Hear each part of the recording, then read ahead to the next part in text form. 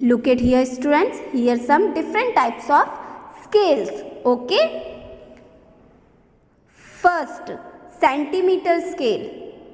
First centimetre scale, इसे हम small object को मेजर करने के लिए यूज करते हैं. Okay, tape scale and metre scale, इसे हम बड़े ऑब्जेक्ट को मेजर करने के लिए यूज करते हैं. Okay students.